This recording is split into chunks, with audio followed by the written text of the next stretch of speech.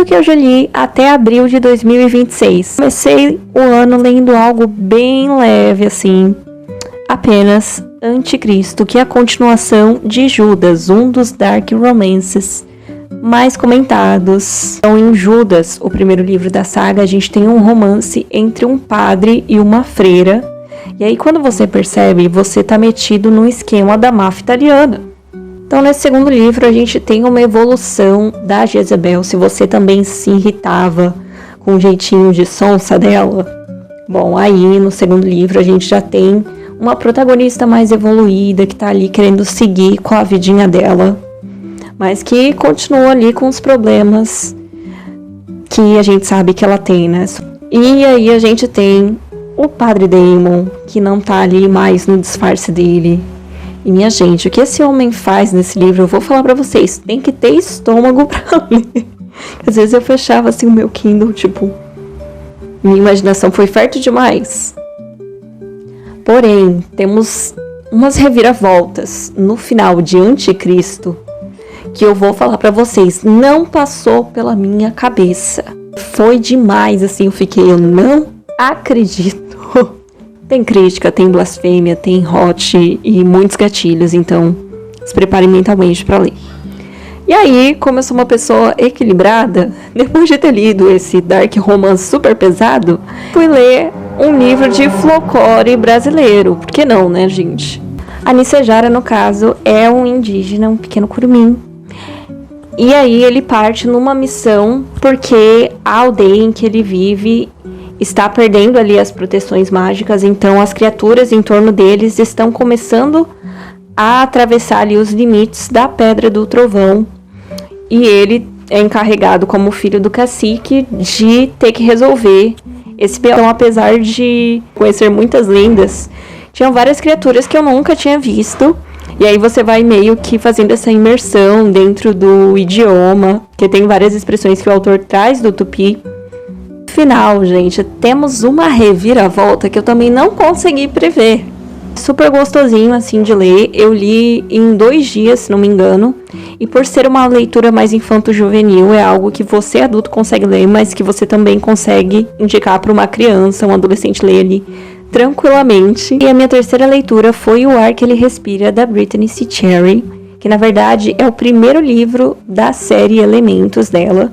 Eu comecei a ler essa série pelo 3º volume, tudo bem, porque são histórias completamente diferentes. Nesse daqui em específico, a gente tá falando de uma protagonista que tá ali no momento de luto, então ela perdeu o marido num acidente e ela tá ali tentando voltar pra casa deles. Tem um vizinho muito estúpido, que é o nosso protagonista, o Tristan, e ele é visto como a ovelha negra da cidade, até meio surtado, assim.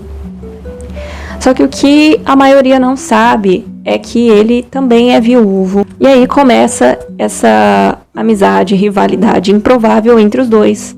E tem todo aquele clima de cidade pequena, bem Itacoaquecetuba, que é a cidade que eu moro atualmente. Temos ali os personagens secundários que são significativos, eles são importantes. Em especial, a amiga dela me fez rir horrores assim no trem enquanto eu tava lendo. Que é aquela amiga que só pensa besteira, que usa homens. A gente passa dessa fase de ódio dos protagonistas.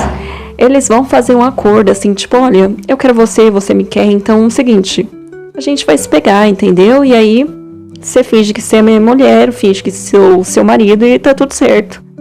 Até que eles se tocam que é extremamente loucura o que eles estão fazendo e não, vamos parar. Só que aí vai chegando no final e você percebe a pessoa perigosa não é ele, gente, é outra pessoa ali daquela cidade. E ao final assim, e você fica assim, meu Deus, eu sabia, mas eu esperava algo não tão pior e aí foi pior do que eu esperava. Já emendei em mais um livro dessa saga Elementos, A Força que Nos Atrai. E eu gosto muito dos romances da Brittany, porque tem hot, tem aquele caso claro de cidadezinha pequena, mas ela escreve com muita profundidade, né? Então ela sempre traz temas do passado dos personagens que são muito pesados, que emocionam a gente. E nesse livro, ela não traz luto, mas ela traz um abandono materno. Então, a gente tem a protagonista, que é toda vibe coisas naturais, toda hippie, porque a mãe delas era nômade e tal. Tem a irmã dela, as duas têm um pequeno negócio, uma floricultura. E a nossa protagonista acaba conhecendo o autor preferido dela no pior momento possível, que é o velório do pai dele. Tipo, ela foi lá levar as flores pro velório.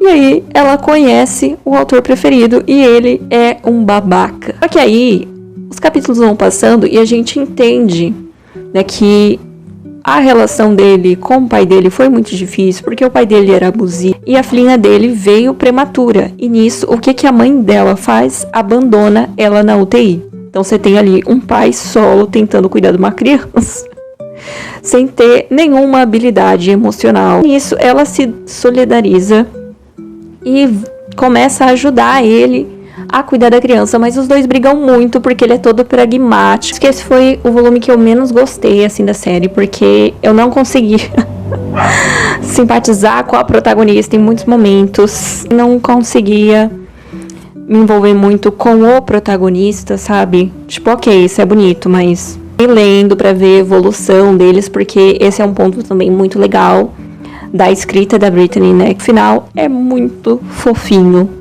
Então vale a pena ler. Eu já estou caminhando para ler o que falta dessa saga. Então essas foram as minhas leituras de 2026 até agora. Comenta aqui o que você já leu ou se você já leu algum desses livros.